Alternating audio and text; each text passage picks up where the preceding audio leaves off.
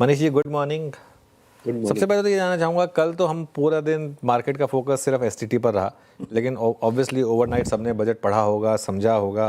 आपके हिसाब से मार्केट के पॉइंट ऑफ व्यू से बजट कैसा रहा और अब क्या अप्रोच होगी?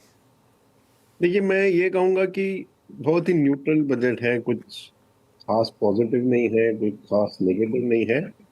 मार्केट के पर्सपेक्टिव से एसटीटी एक सेंटिमेंटल डिसअपॉइंटमेंट है। although 2-3 बिप से कितना ट्रेडिंग कम होएगा, मुझे नहीं लगता कुछ ज्यादा फर्क पड़ने वाला है।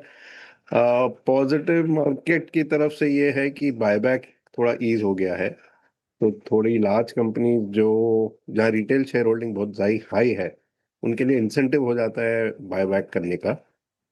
बट मेरे ख्याल से देखिए, income tax cut, GST cut करने के बाद गवर्नमेंट के पास कुछ खास रूम था नहीं कुछ स्टिमुलस प्रोवाइड करने का। तो kind of no event budget है ये।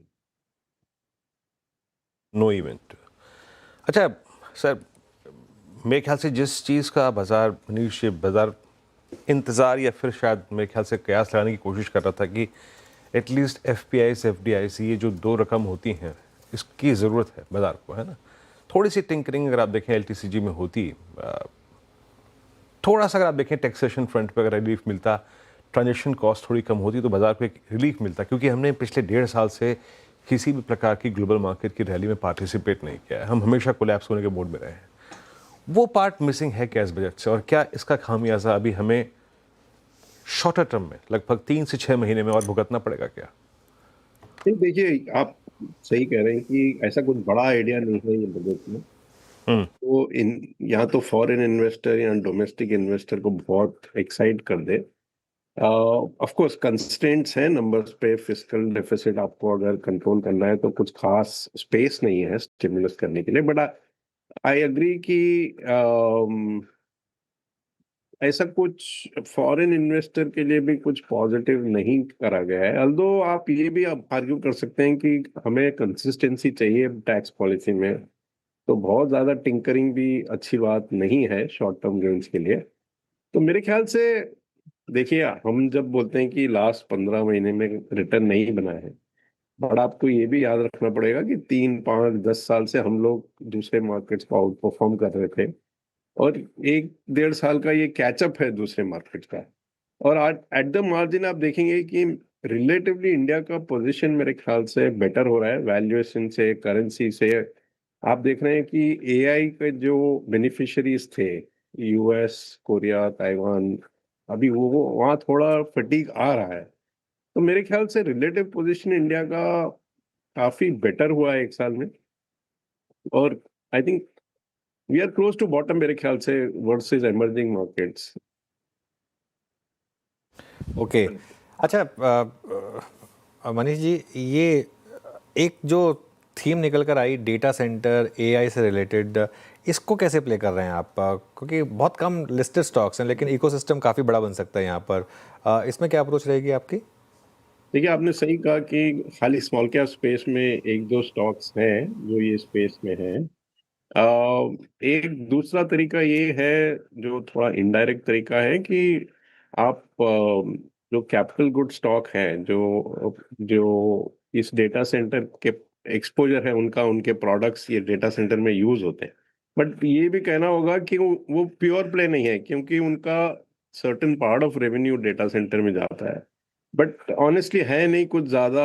अनलेस आप स्मॉल कैप स्पेस में जाएंगे तो वहाँ थोड़ा एक दो प्योर प्ले स्टॉक्स मिलेंगे डेटा सेंटर पे। बट लार्ज कैप स्पेस में आप नहीं खेल सकते मेरे ख्याल से। अच्छा, सबसे ज़्यादा दुविधा और दिक्कत बाजार कल फेस कर रहा था सर कि एसटीटी हाइक हो गया। वही अपना जो मैं अपना पहला प्रश्न पूछा था, जिसके एक अंश में मैंने इस बात का जिक्र किया था कि हम highly taxed as well as huge transaction cost maintain करते हैं। अब एक हमारी इन्वेस्टमेंट थीम भी है, जिसने पैसा बना के दिया है, वेल्थ क्रिएट करके, दैट्स कैपिटल मार्केट थीम। इस पर क्या इम्पैक्ट देख रहे हैं? एक स्टडी ये भी कहती है कि आप ठीक एसटीटी हाइक करिए, बट वॉल्यूम्स पर उसका कोई बहुत इम्पैक्ट नहीं होता, बल्कि एक्सचेकर में वो कंट्रीब्यूट ही करेगा। करेक्ट। आपका टेक क्या है as a investment vehicle? Still that theme capital market नहीं, कंटिन्यू वी आर करेगी? Positive on the capital market theme. हमको नहीं लगता है कि ज्यादा कुछ ट्रेडिंग वॉल्यूम में इससे फर्क पड़ेगा। और कैपिटल मार्केट में भी आप देखेंगे डिफरेंट टाइप प्लेज हैं। जैसे एएमसी ये वो सेविंग्स पे प्ले है rather than trading. End of course जो ब्रोकर काइंड ऑफ स्टॉक्स है वो ट्रेडिंग पे प्ले हैं।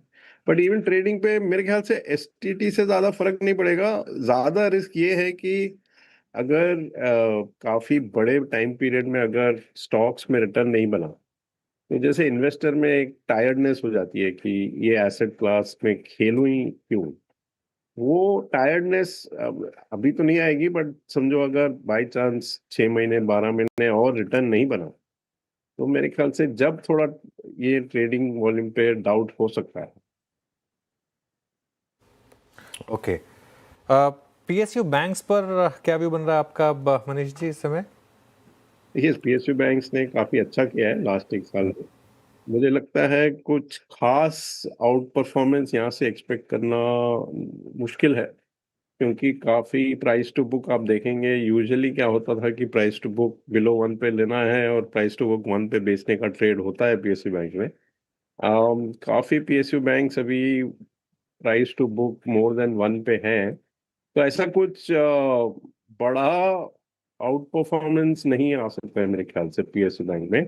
बट ये भी है कि एसेट क्वालिटी इंडिया में मेरे ख्याल से कुछ बड़ा इशू नहीं आएगा।